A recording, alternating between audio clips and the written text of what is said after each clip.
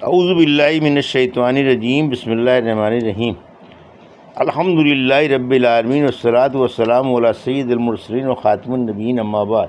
صحیح بخاری باب کتاب الاضاحی، حدیث نمبر 5563، اردو ترجمہ۔ ہم سے موسیٰ بن اسماعیل نے بیان کیا، کہا ہم سے ابو عوانہ نے، ان سے فراس نے، ان سے عامر نے، ان سے برا رضی اللہ عنہ نے بیان کیا کہ نبی کریم صلی اللہ علیہ وسلم نے ایک دن نماز عید پڑھی اور فرمایا، جو ہماری طرح نماز پڑھتا ہو اور ہمارے قبلے کو قبلہ بناتا ہو، وہ نماز عید سے فارغ ہونے سے پہلے قربانی نہ کرے۔ اس پر ابو بردہ بن نیار رضی اللہ تعالیٰ کھڑے ہوئے اور عرض کیا کہ یا رسول اللہ، میں نے تو قربانی کر لی۔ اللہ صلی اللہ علیہ وسلم نے فرمایا، پھر وہ ایک ایسی چیز ہوئی جسے تم نے وقت سے پہلے ہی کر لیا۔ انہوں نے عرض کیا، میرے پاس 1 سال سے کم عمر کا ایک بچہ ہے جو 1 سال کی 2 بکریوں سے عمدہ ہے، کیا میں اسے ذبح کر لوں؟ اللہ صلی اللہ علیہ وسلم نے فرمایا، کر لو، لیکن تمہارے بعد یہ کسی اور کے لیے جائز نہیں ہے۔ عامر نے بیان کیا کہ یہ ان کی بہترین قربانی تھی۔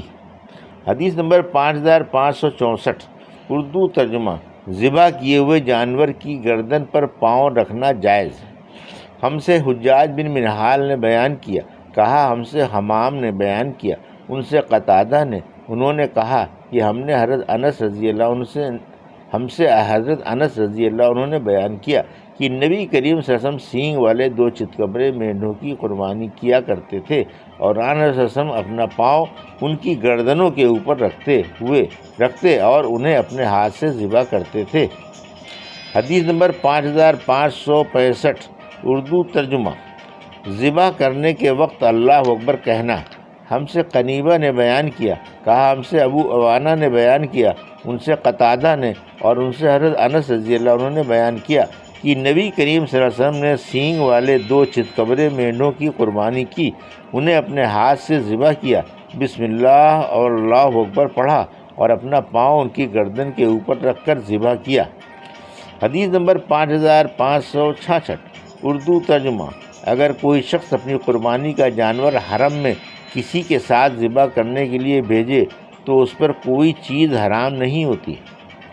ہم سے احمد بن محمد نے بیان کیا، کہا ہم کو عبداللہ نے خبر دی، انہیں اسماعیل نے خبر دی، انہیں شعبی نے، انہیں مسروق نے کہ وہ حضرت عائشہ رضی اللہ عنہا کی خدمت میں آئے اور عرض کیا کہ ام المومنین، اگر کوئی شخص قربانی کا جانور کعبے میں بھیج دے اور خود اپنے شہر میں مقیم ہو اور جس کے ذریعے بھیجے اسے اس کی وصیت کر دے کہ اس کے جانور کے گلے میں نشانی کے طور پر ایک قلاوہ پہنا دیا جائے، تو کیا اس دن سے وہ اس وقت تک کے لیے محرم ہو جائے گا جب تک حاجی اپنا احرام نہ کھول لیں؟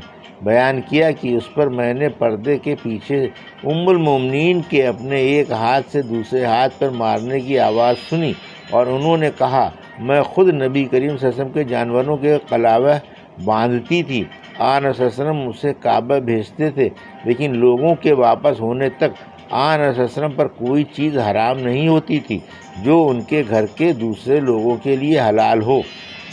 حدیث نمبر 5567،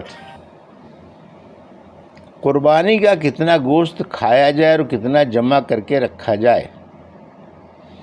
ہم سے علی بن عبداللہ نے بیان کیا، ان سے سفیان نے بیان کیا کہ عمرو نے بیان کیا، انہیں عطا نے خبر دی، انہوں نے حضرت جابر بن عبداللہ رضی اللہ عنہ سے سنا، انہوں نے بیان کیا کہ مدینے پہنچنے تک ہم رسول اللہ صلی اللہ علیہ وسلم کے زمانے میں قربانی کا گوشت جمع کرتے تھے اور کئی مرتبہ بجائے لحوم الاضاحی کے لحوم الہدی کا لفظ استعمال کیا۔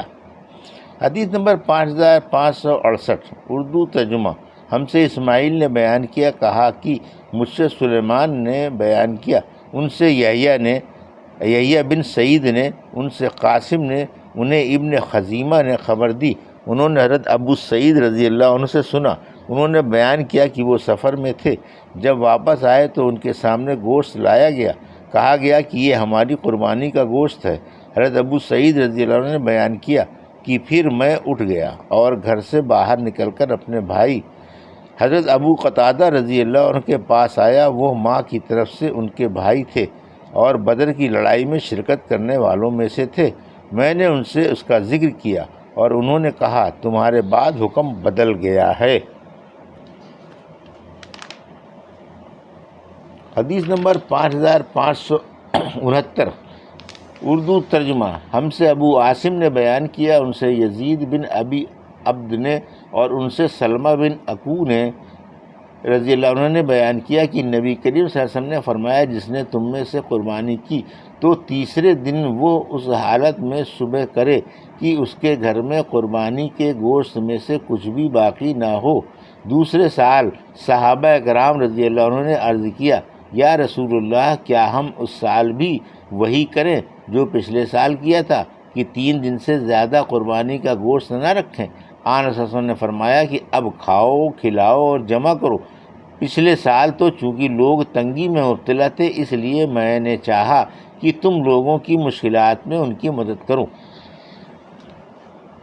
حدیث نمبر 5570، اردو ترجمہ۔ ہم سے اسماعیل بن عبداللہ نے بیان کیا، کہا کہ مجھ سے میرے بھائی نے بیان کیا، ان سے سلیمان نے، ان سے یحییٰ بن سعید نے، اور ان سے عمرو بن عبد الرحمن، اور ان سے حضرت عائشہ رضی اللہ عنہا نے بیان کیا کہ مدینے میں ہم قربانی کے گوشت میں نمک لگا کر رکھ دیتے تھے اور پھر اسے رسول اللہ صلی اللہ علیہ وسلم کی خدمت میں بھی پیش کیا کرتے تھے۔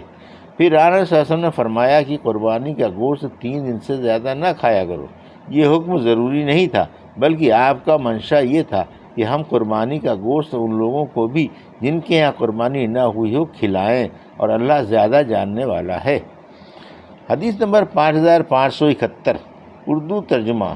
ہم سے حبان بن موسیٰ نے بیان کیا، انہوں نے کہا ہم کو عبداللہ نے خبر دی، انہوں نے کہا کہ مجھے یونس نے خبر دی، ان سے زہری نے، انہوں نے کہا کہ مجھ سے ابن اظہر کے غلام ابو عبید نے بیان کیا کہ وہ بقرعید کے دن حضرت عمر بن خطاب رضی اللہ عنہ کے ساتھ عیدگاہ میں موجود تھے۔ حضرت عمر رضی اللہ عنہ نے خطبے سے پہلے عید کی نماز پڑھائی، پھر لوگوں کے سامنے خطبہ دیا اور خطبے میں فرمایا اے لوگو، رسول اللہ صلی اللہ علیہ وسلم نے تمہیں ان 2 عیدوں میں روزہ رکھنے سے منع فرمایا ہے، ایک تو وہ دن ہے جس دن تم رمضان کے روزے پورے کر کے افطار کرتے ہو، عید الفطر، اور دوسرا تمہاری قربانی کا دن ہے۔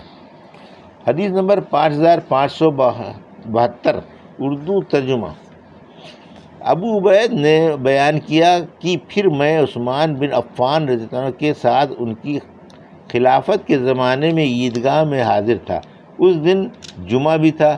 آپ نے خطبہ سے پہلے نماز عید پڑھائی، پھر خطبہ دیا اور فرمایا کہ اے لوگو، آج کے دن تمہارے لیے 2 عیدیں جمع ہو گئی ہیں، عید اور جمعہ۔ پس اطراف کے رہنے والوں میں سے جو شخص پسند کرے جمعے کا بھی انتظار کرے، اور اگر کوئی واپس جانا چاہے نماز عید کے بعد ہی تو وہ واپس جا سکتا ہے، میں نے اسے اجازت دے دی ہے۔ حدیث نمبر 5573، اردو ترجمہ۔ حضرت ابو عبید نے بیان کیا کہ پھر میں عید کی نماز میں حضرت علی بن ابی طالب رضی اللہ عنہ کے پاس آیا، انہوں نے بھی نماز خطبے سے پہلے پڑھائی، پھر لوگوں کو خطبہ دیا اور کہا کہ رسول اللہ صلی اللہ علیہ وسلم نے تمہیں اپنی قربانی کا گوشت 3 دن سے زیادہ کھانے کی ممانعت کی ہے، اور معمر نے زہری سے اور ان سے ابو عبیدہ نے اس طرح بیان کیا۔ حدیث نمبر 5574، اردو ترجمہ۔ ہم سے محمد بن عبد الرحیم نے بیان کیا، انہوں نے کہا ہم کو یعقوب بن ابراہیم بن سعید بن سعد نے خبر دی، انہیں ابن شہاب کے بھتیجے نے، انہیں ان کے چچا ابن شہاب محمد بن مسلم نے، انہیں سالم نے، اور ان سے حضرت عبداللہ بن عمر رضی اللہ عنہ نے بیان کیا کہ رسول اللہ صلی اللہ علیہ وسلم نے فرمایا کہ قربانی کا گوشت 3 دن تک کھاؤ۔ حضرت عبداللہ بن عمر رضی اللہ عنہ منا سے کوچ کرتے وقت روٹی زیتون کے تیل سے کھاتے، کیونکہ وہ قربانی کے گوشت سے 3 دن کے بعد پرہیز کرتے تھے۔ یہ تھی صحیح بخاری باب کتاب الاضحی کی حدیث نمبر 5563 سے 5574 کا اردو ترجمہ جو ابھی آپ نے سماعت فرمایا۔ اللہ سے دعا ہے کہ اللہ میں ان حدیثوں کی صحیح سمجھ عطا فرما اور ان پر عمل کرنے کی توفیق عطا فرما، آمین یا رب العالمین۔